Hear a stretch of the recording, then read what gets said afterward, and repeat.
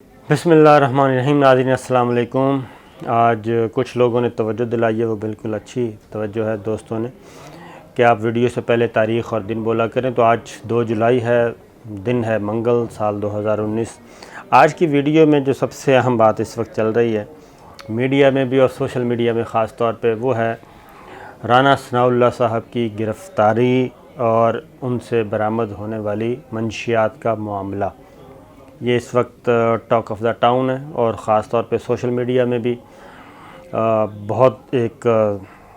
گرما گرم بحث چل رہی ہے، اور باقاعدہ بلکہ سوشل میڈیا پہ ایک وار کی سچویشن ہے۔ رانا ثناءاللہ کے حامی بھی آئے ہوئے ہیں، رانا ثناءاللہ صاحب کے مخالفین بھی اپنی اپنی رائے دے رہے ہیں۔ تو ہم نے بھی کل آپ کو کہا تھا کہ اپڈیٹ کریں گے، تو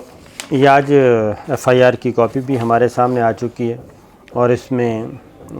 ایک ایف آئی آر کی کاپی کل ان کو گرفتار کیا گیا، اور یہ ایف آئی آر درج کروائی ہے ڈپٹی ڈائریکٹر آپریشنز نے، اے این ایف کے، اینٹی نارکوٹکس فورس انسداد منشیات فورس کے ڈپٹی ڈائریکٹر نے یہ ایف آئی آر درج کروائی ہے، اور اس میں 15 کلو ہیروئن جو ہے وہ برآمدگی کی اطلاع ہے، اور باقی کچھ اور چیزیں ہیں، اور دفعات لگائی ہیں 9C 15 17 اینٹی نارکوٹکس جو ایکٹ ہے اس کے مطابق، اور یہ 1 جولائی 19 یعنی کہ کل کی تاریخ میں درج ہوئی ہے ایف آئی آر 2:07 اور 19 یہ مینشن کی ہوئی ہے تاریخ۔ ایف آئی آر کا نمبر ہے 47/19، یعنی کہ یہ 2019 میں جو ایف آئی آر درج ہوئی ہے، اور 47 اس کا نمبر ہے۔ یہ ہے جناب ڈیٹیلز، اور اس میں پوری تفصیلات انہوں نے بیان کی ہیں کہ کس طریقے سے ان کو اطلاع ملی اور روکا گیا، اور خاص طور پہ جو بات اس میں بتائی گئی ہے ایف آئی آر میں کے مطابق، کہ جب روکا گیا تو ان کے جو گارڈز تھے انہوں نے رانا ثناءاللہ صاحب کو زبردستی اسلحے کے زور پہ چھڑوانے کی کوشش کی اور ان کو فرار کروانے کی کوشش کی، جس کے بعد ہاتھا پائی بھی ہوئی اور تلخ کلامی بھی ہوئی۔ باقاعدہ وہاں پہ ہاتھا پائی کا مطلب آپ کو پتہ ہی ہے کہ کوئی 2-4 ادھر لگی ہوں گی، 2-4 ادھر لگی ہوں گی، کیونکہ پرائیویٹ ان کے سیکورٹی گارڈز تھے،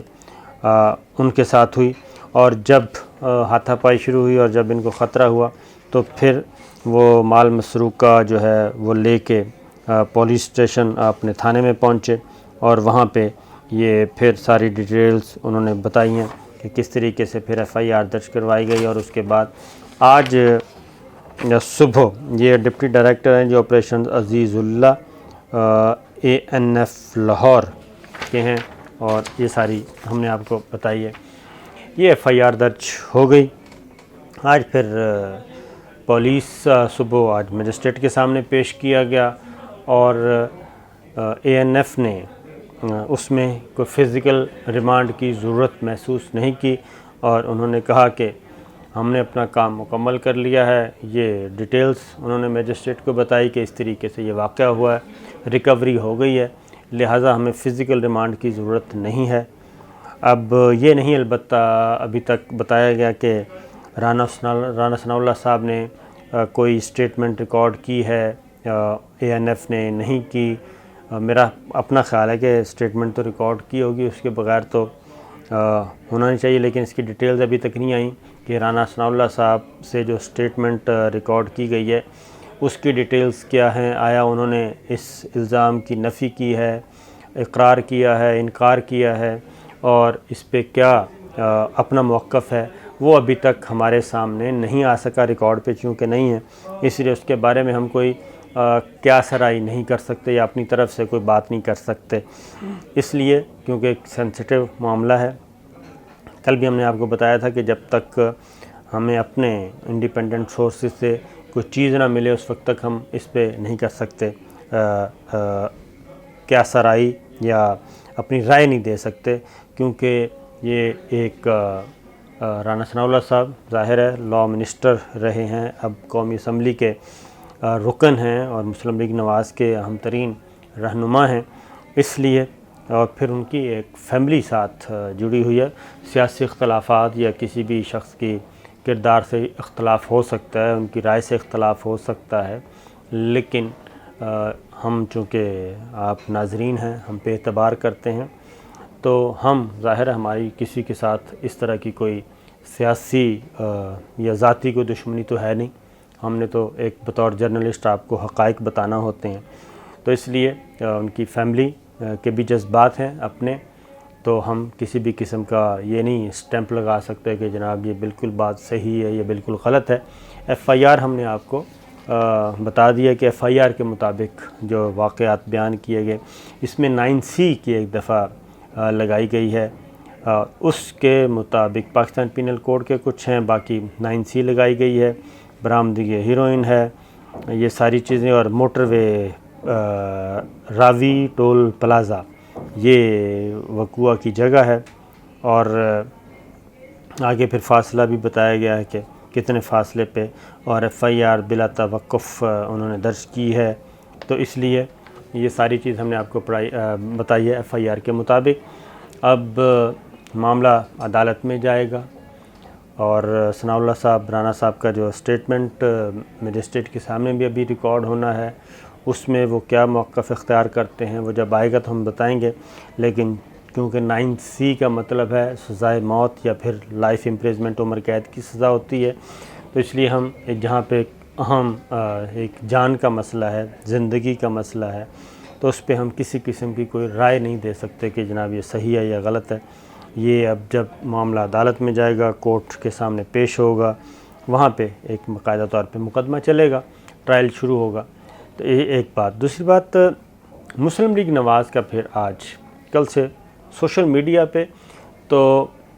اس کے حامی اور مخالفین بھرپور قسم کی ایک جنگ لڑ رہے ہیں سوشل میڈیا میں۔ دوسری جانب پاکستان مسلم لیگ نواز کا ایک اہم ترین آج اجلاس ہوا، شہباز شریف صاحب، شاہد خاقان عباسی صاحب، احسن اقبال صاحب، مریم اورنگزیب صاحب اور بہت سے لوگ اس میں شریک تھے، لیکن اس کے بعد جو پریس ٹاک کی گئی، مجھے توقع تھی کہ جاندار قسم کا ایک اس پہ احتجاج کیا جائے گا اور الزامات کی سراسر نفی کر دی جائے گی اور پوری پارٹی رانا ثناء اللہ صاحب کے ساتھ کھڑی ہوگی، لیکن اس میں ہم نے دیکھا کہ بہت شہباز شریف صاحب نے عمران خان پہ زیادہ الزامات لگائے، حکومت پہ زیادہ الزامات لگائے، اور اس واقعہ کے بارے میں جاندار قسم کی کوئی بات نہیں کی۔ اور ایک بات، دوسری بات کہ پھر دوسری یہ تھا کہ اس میں مسلم لیگ نواز کے بارے میں تھا کہ ہو سکتا ہے کہ اس بارے میں کوئی اناؤنس کیا جاتا ہے کوئی احتجاج، کیونکہ رانا ثناء اللہ صاحب ایک اہم ترین ان کے رہنما ہیں، لیڈر ہیں، اور ایک ایسے رہنما ہیں جو ہر مشکل گھڑی میں پارٹی کے اور خاص طور پہ شریف فیملی کے ساتھ کھڑے ہوئے ہمیں نظر آئے۔ ان کی رائے سے اختلاف کیا جا سکتا ہے، لیکن ان کے اس کردار سے بالکل اختلاف نہیں، کوئی آپ دو رائے نہیں رکھ سکتے کہ وہ ایک بڑی اہنی قسم کی فولادی قسم کے ایک لیڈر بن کے، ایک اہم شخصیت بن کے ان کے ساتھ کھڑے رہے ہر مشکل وقت میں، اور کوئی فلور کراسنگ نہیں کی، کوئی دوسری پارٹی کی طرف نہیں گئے۔ اور پھر جب ماڈل ٹاؤن کا سانحہ ہوا تو اس میں بھی شہباز شریف صاحب نے بلایا اور انہوں نے کہا آپ استعفیٰ دے دو، انہوں نے استعفیٰ دے دیا۔ اس کے بعد پھر وہ ایک پروسیس چلا، پھر واپس ان کو لے لیا کیبنٹ میں۔ تو یہ چیز پھر رانا ثناء اللہ صاحب کا ایک ضرور تھا کہ وہ پارٹی میں اب اس نیریٹو کو سپورٹ کر رہے تھے جو مریم بی بی کا نیریٹو ہے، تو ہمیں وہ جاندار بات نظر نہیں آئی جو ہونی چاہیے تھی۔ اسی طریقے سے پاکستان پیپلز پارٹی کی طرف سے بھی اور بات آئی، تو زرداری صاحب کے ساتھ بھی صبح صحافیوں نے جب وہ پیش ہو رہے تھے تو بات کی، تو زرداری صاحب بھی بڑے نپے تلے انداز میں ایک آدھ جملہ بول کے نکل گئے۔ پھر پیپلز پارٹی کے رہنما قاہرہ صاحب آ گئے، قاہرہ صاحب نے بھی جو گفتگو کی، انہوں نے بھی ہلکا پھلکا سا کیا ٹچ اور الزامات اور اس طرح کے کر کے، لیکن انہوں نے کہا کیونکہ ابھی تحقیقات ہو رہی ہیں، تحقیقات ہوں گی تو کوئی چیز سامنے آئے گی۔ تو کہنے کا مطلب یہ ہے کہ پارٹی کو ان کے ساتھ کھڑے ہونا چاہیے تھا جس طریقے سے وہ شریف فیملی کے ساتھ کھڑے رہے، وہ بھی ہمیں نظر نہیں آیا، جس سے مجھے لگتا ہے کہ یا تو پارٹی کے اندر خوف پیدا ہو گیا ہے یا پھر شہباز شریف صاحب نے سمجھا ہوگا کہ ابھی اس مسئلے کو رہنے ہی دیں، کچھ انتظار کریں، اور رانا ثناء اللہ صاحب جوڈیشل لاک اپ میں جیل بھی چلے گئے ہیں، یہ چیز ہو گئی۔ اور دوسرا مریم اورنگزیب صاحبہ آج تھا کہ شاید وہ بولیں گی، لیکن وہ صرف سوالات کا بتاتی رہیں کہ آپ پوچھیں، یہ ہوتا رہا۔ تو اس سے کچھ شکوک و شبہات ضرور پیدا ہو گئے ہیں کہ اب کیا کیا جائے گا، اور آئندہ کے لیے بھی خاص طور پہ ایسے وقت میں کہ جب مسلم لیگ نواز میں فارورڈ بلاک بننے جا رہا ہے اور بلکہ بن چکا ہے، اور اس میں اضافہ ہو رہا ہے۔ گورنمنٹ کا کلیم ہے کہ شہباز گل صاحب کا یہ 46 تعداد ہے اس کی۔ تو ہم نے سوچا کہ آپ سے یہ ساری چیزیں شیئر کر لیں، کیونکہ ٹاک آف دا ٹاؤن یہ بات ہے۔ اب اس میں آگے پروسیجر کیا ہے میں وہ آپ کو بتا دوں کہ اب جوڈیشل لاک اپ میں چلے گئے ہیں، جوڈیشل ریمانڈ پہ جیل چلے گئے ہیں، فزیکل ریمانڈ ان کا لیا نہیں گیا۔ فزیکل ریمانڈ نہ لینے کا مطلب یہ ہوتا ہے کہ ہماری جو انویسٹیگیشنز ہیں وہ ہو گئی ہیں کمپلیٹ، اس ملزم کی حد تک۔ تو رانا ثناء اللہ صاحب سے میرا خیال ہے ANF نے یہ کیا کہ جناب وہ ریکوری ہو گئی ہے، مال برآمد ہو گیا ہے، ہمیں اب ان کی فزیکل ریمانڈ کی ضرورت نہیں ہے۔ اب اس کا وہ جو لنکس ہیں وہ جوڑے جائیں گے، یعنی کہ یہ پورا نیٹ ورک تھا کیا نہیں تھا اس پہ، اور پھر ایک چلان سبمٹ کیا جائے گا اسپیشل کورٹ میں۔ آپ کو یاد ہوگا ایفیڈرین کا معاملہ جو ہے حنیف عباسی صاحب کا، وہ بھی اسپیشل کورٹ میں چلا تھا۔ ان کی کورٹس بھی اسپیشل ہوتی ہیں، عام عدالت میں یہ مقدمہ نہیں چلتا۔ بینکنگ کورٹس جیسے اسپیشل ہیں، احتساب عدالت اسپیشل ہے، اسی طریقے سے اینٹی نارکوٹکس کے بارے میں بھی انسداد منشیات کی عدالتیں بھی الگ ہیں، اسپیشل جج ہوتا ہے، وہ سنے گا یہ مقدمہ،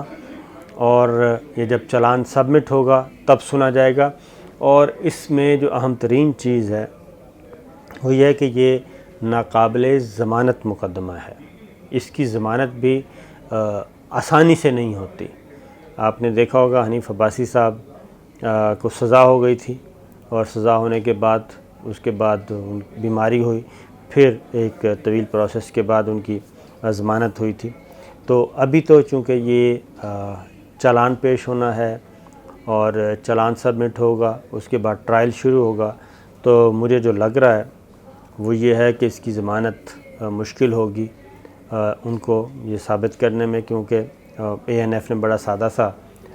FIR درج کروائی ہے، اس میں کوئی ایسی چیز نہیں ہے۔ لہٰذا دوسرا اس کی سزا کتنی ہے اللہ تعالیٰ محفوظ رکھے۔ ہم تو یہ کہتے ہیں کہ اللہ تعالیٰ یہ الزام اپنے آپ کو اپنے الزام سے کیا کہنا چاہیے بے گناہ ثابت کرے رانا ثناء اللہ صاحب، اور ایسا نہ ہو۔ لیکن اس کی سزا جو 9C کی ہے وہ سزائے موت ہے یا پھر عمر قید کی سزا ہے، تو ایک سنگین نوعیت کی چیز ہے۔ تو دیکھنا یہ ہے کہ رانا ثناء اللہ صاحب اس سارے قضیے سے کیسے نکلتے ہیں اور کب نکلتے ہیں، یہ ڈیپینڈ کرتا ہے۔ لیکن بہرحال یہ چیز ایک ہوئی ہے، تو اس کے بارے میں ہم نے کہا کہ آپ کو اپڈیٹ کر دیں۔ پھر ایک اور بات کہ اپوزیشن ایک اور کام کری مسلم لیگ نواز بھی، کہ جناب یہ سیاسی انتقام کی طرف وہ لے کے جا رہی ہے، تو محض سیاسی انتقام کرنے سے یہ مقدمہ ویک ہو جائے گا، مقدمہ موقف ویک ہو جائے گا۔ اب اس کو باقاعدہ طور پہ ثابت کرنا پڑے گا، اور اس پہ زیادہ توجہ دینی چاہیے، کیونکہ اگر تو پنجاب پولیس کوئی ایکٹ کرتی تو یہ مانا جاتا کہ ٹھیک ہے جی یہ 3rd ڈگری استعمال کی گئی، کیونکہ ANF ہے، اور ANF کا کنٹرول موسٹلی جو ہے وہ یونیفارم پیپلز کے پاس ہوتا ہے، تو یونیفارم پیپل جو ہیں وہ آسانی سے وہ نہیں ہوتے، مینورنگ نہیں ہوتی، تو یہ ساری چیزیں دیکھنی پڑیں گی، اور ان کو اپنا مقدمہ عدالت میں بڑے اچھے طریقے سے لڑنا پڑے گا۔